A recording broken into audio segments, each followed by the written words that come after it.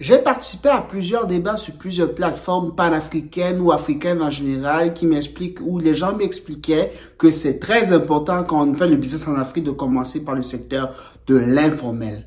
Alors aujourd'hui, le but de cette vidéo, c'est de vous donner 5 bonnes raisons de ne pas faire cela et de passer directement quand vous commencez le business en Afrique dans le secteur du formel. Bienvenue sur Why Not in Africa.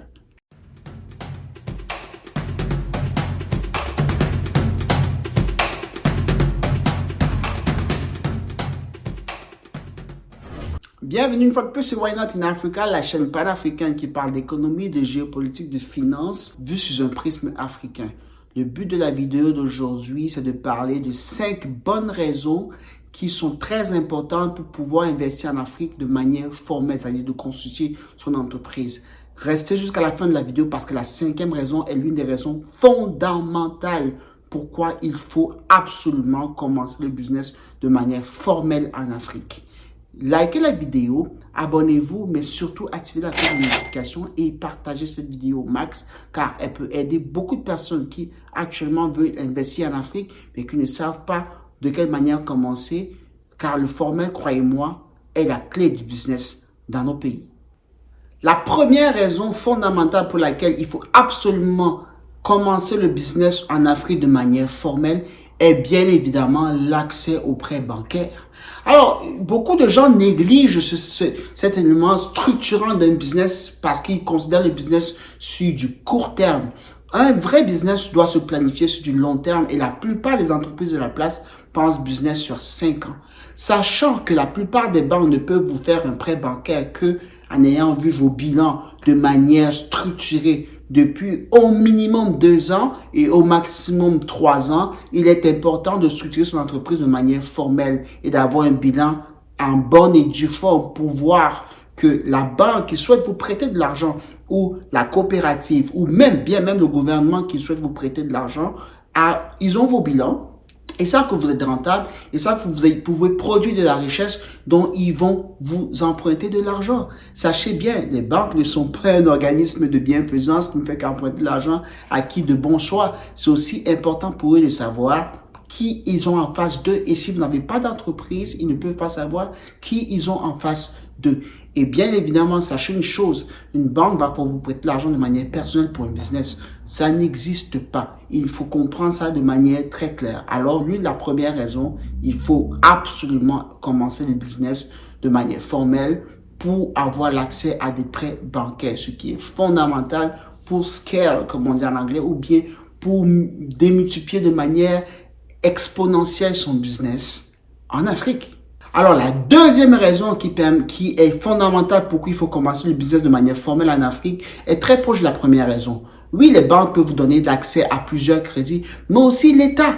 L'État peut vous donner accès à plusieurs crédits de manière structurante pour votre business. Ça peut changer complètement votre business de plusieurs manières une fois que vous êtes formel. L'État ne prête pas à des structures informelles. L'État ne donne pas de subventions à des structures informelles. C'est la raison pour laquelle la plupart du temps, quand l'État veut donner des subventions à des structures informelles, il demande aux gens de se constituer en coopérative. C'est pas pour rien. C'est pas une vue de l'esprit. C'est très important. Donc, vous qui souhaitez faire du business, vous qui souhaitez faire du changement en Afrique, il faut absolument vous constituer en termes d'entreprise. Pour la simple bonne raison que l'État peut vous donner accès à des subventions assez importantes dans le domaine agricole, dans le domaine de l'industrie, l'État peut vous faire un rabattement fiscal de plus de 10 ans. Ça existe, les amis, en Afrique. Ça existe, les amis. Il y a des États en Afrique, au Sénégal, en Côte d'Ivoire, au Kenya, même au Cameroun, qui lui donnent accès à des rabattements fiscaux de plus de 10 ans. L'État peut vous donner des rabattements de douane, des exemptions de douane de plus de 5 ans aussi dans certains secteurs d'activité qui sont très importants. Si vous n'êtes pas constitué en entreprise aussi, l'État ne peut pas vous donner accès à certains mercuriales. J'ai une entreprise très bien connue dont je vais faire la publicité ici parce que c'est des amis avec qui j'ai commencé l'esprit business ici. C'est la craie Magellan. La craie Magellan au Cameroun, c'est la seule craie produite par des Camerounais pour des Camerounais. C'est une entreprise de jeunes africains que j'adore. C'est des amis avec qui j'ai fait l'université ici au Canada. Eh bien, ils ont accès parce qu'ils se sont constitués en tant qu'entreprise.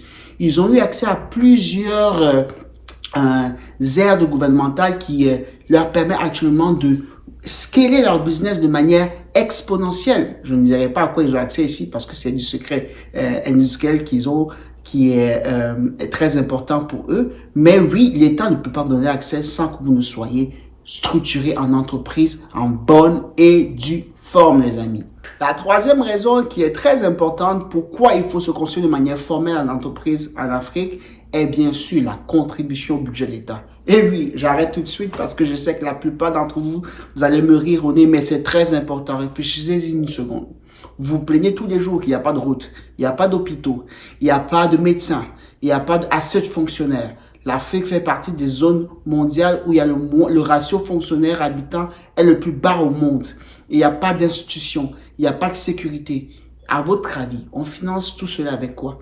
Eh bien, on finance tout cela, nonobstant la dette qui est générée par les États, dont vous allez vous plaindre aussi parce que vous allez le rembourser, on le finance avec les recettes publiques. Les recettes publiques, c'est quoi?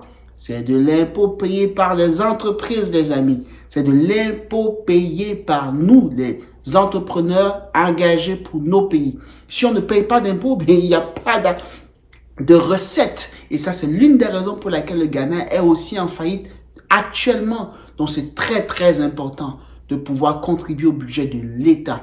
Nonobstant le fait que oui, c'est clair, il y a de la corruption, mais il faut augmenter les recettes étatiques pour pouvoir engranger de l'argent qui va permettre de constituer, de générer et de produire et ainsi que de mettre sur plan des projets structurants pour développer le pays de manière subséquente. Oui, payer son impôt, c'est très important. Rappelez-vous le fameux artiste d'origine du littoral qui est mort dernièrement qui dit « Pay your taxes, guys.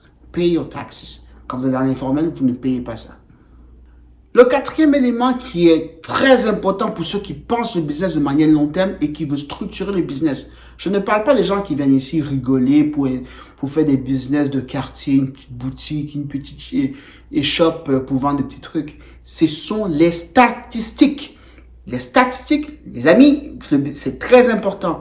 À votre avis, la plupart des grands groupes de ce monde, ils ont commencé petits, mais comment est-ce qu'ils décident d'investir dans un pays?